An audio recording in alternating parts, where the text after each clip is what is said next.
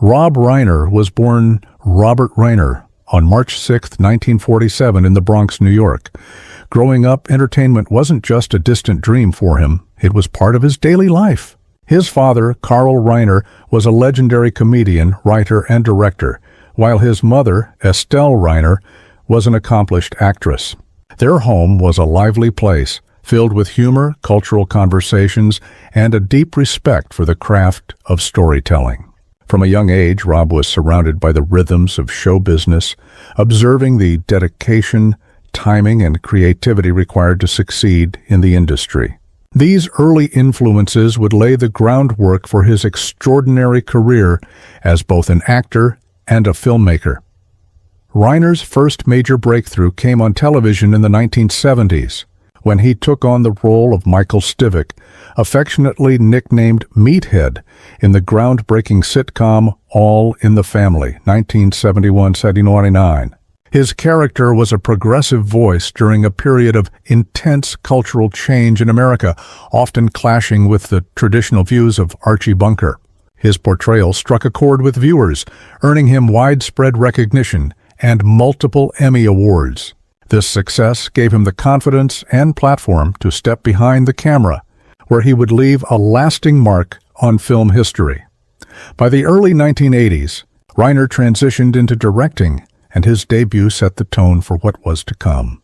His first film, This Is Spinal Tap, 1984, a mockumentary following a fictional rock band, became a cult classic.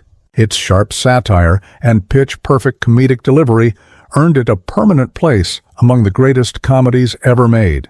Reiner quickly proved his versatility with a string of successful films. Stand By Me, 1986, adapted from a Stephen King novella, showcased his ability to handle emotionally resonant, character-driven stories. The following year, he directed The Princess Bride, 1987, a magical blend of romance, adventure, and humor that remains a family favorite decades later. In 1989, Reiner redefined the romantic comedy genre with When Harry Met Sally.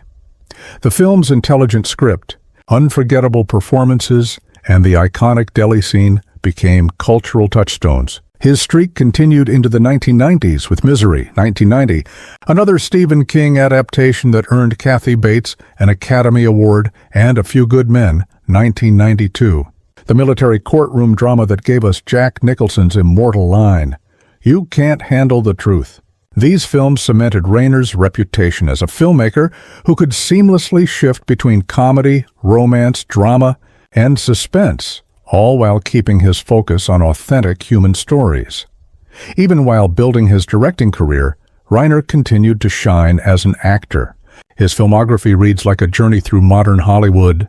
He brought his sharp comedic instincts to Throw Mama from the Train, 1987, and charmed audiences in Sleepless in Seattle, 1993, one of the most beloved romantic comedies of its era. In Bullets Over Broadway, 1994, he delivered impeccable comedic timing in a period setting. And in The First Wives Club, 1996, he joined an ensemble cast in a film that became a cultural phenomenon. Throughout the late 1990s, Reiner continued to display his range. In Primary Colors, 1998, he gave a smart, nuanced performance in a political dramedy, and in EDTV, 1999, he joined a satire on reality television that was years ahead of its time. On television, he found new fans through his recurring role in New Girl, 2012-2018, where he played Jess's endearing and slightly eccentric father.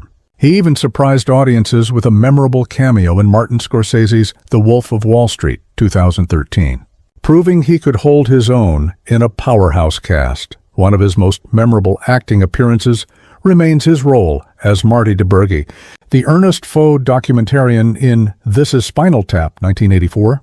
His deadpan humor became iconic, demonstrating that he didn't just create great comedy, he could embody it.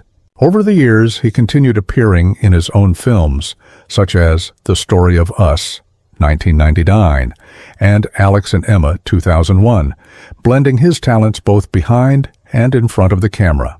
His later work in Shock and Awe, 2017, reflected his passion for truth and accountability in journalism and politics. adding another dimension to his legacy. Reiner has also never shied away from poking fun at himself.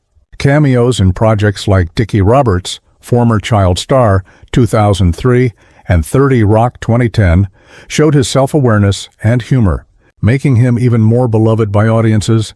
Rob Reiner's personal life has been closely tied to his professional journey.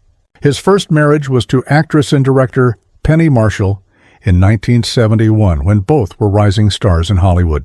Marshall, who would go on to become a household name through Laverne and Shirley and a trailblazing director with hits like Big and A League of Their Own, had a daughter named Tracy from a previous marriage. Reiner lovingly adopted Tracy, and their bond has remained strong throughout the years. Although Reiner and Marshall divorced in 1981, their decade together was an important chapter in both their lives. Marked by mutual respect, his second great love came during the making of When Harry Met Sally, 1989.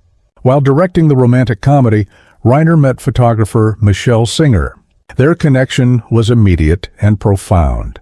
It even inspired him to change the film's original ending to the heartwarming conclusion audiences know today. Later that same year, the couple married, and together they built a family rooted in love and creativity. Their son, Jake, born in 1991, pursued journalism and acting, appearing in Shock and Awe. Nick, born in 1993, became a writer and co-wrote the 2015 film Being Charlie, a deeply personal project based on his own struggles with addiction, directed by his father. Their youngest, Romy, born in 1997, has also followed a creative path as a comedian and actress. Reiner's relationships and experiences as a husband and father have profoundly shaped his storytelling, adding layers of warmth and authenticity to his films. Now, at 78 years old, Rob Reiner has spent a lifetime among Hollywood greats. Recently, he chose to speak publicly about someone he admired deeply, but had rarely discussed, James Garner, the beloved star of The Rockford Files. Reiner's reflections were filled with warmth and admiration for a man who shaped television and left a personal impression on him. Reiner began by recalling the immense cultural impact of the Rockford Files during the 1970s. Unlike typical detective shows of its time, Garner brought a unique realism to his role as Jim Rockford. James had this way of making you believe he really was Jim Rockford, Reiner said. There was nothing fake about him. You didn't feel like you were watching an actor. You felt like you were watching a real guy dealing with life's struggles. At the time, Reiner was making his mark on All in the Family, and watching Garner became a kind of silent masterclass in authenticity. What stood out most to him was that Rockford wasn't portrayed as an unbeatable hero. He got conned, took beatings, faced financial troubles, and still pushed forward with wit and resilience. He wasn't like the superheroes or the invincible tough guys you usually saw on TV, Reiner reflected. James showed us that vulnerability could be a character's greatest strength. Beyond his performances, Garner's reputation in Hollywood was equally inspiring. In an industry often plagued by egos and on-set drama, Garner earned universal respect for his kindness and professionalism. Everyone who worked with James talked about what a good guy he was, Reiner noted. No nonsense, no drama, just a genuine professional who treated everyone with respect. That's rare in this business. Reiner emphasized how Garner's work shaped the future of television storytelling. The balance of humor, realism, and humanity in the Rockford Files influenced countless modern dramas and character-driven series. If you look at TV today, he said, you can see his fingerprints everywhere. He paved the way for that style. Although Reiner and Garner were not close friends, the impact Garner had on him was profound. I didn't know James all that well, Reiner admitted, but watching him, learning from him, that was enough. He taught me just by being himself on screen. And sometimes, that's the greatest gift one actor can give another. In reflecting on Garner's legacy, Reiner's words carried both reverence and a sense of responsibility to ensure Garner's contributions are not forgotten. James Garner was more than just a TV star. He was a quiet teacher, a trailblazer, and someone whose influence still echoes through Hollywood, he concluded. This heartfelt reflection from Rob Reiner at 78 serves not only as a tribute to James Garner, but also as a reminder of the lasting power of authenticity, character, and craft in entertainment. Reiner's words honor a man who helped shape an era and whose impact continues to resonate with audiences and fellow performers alike.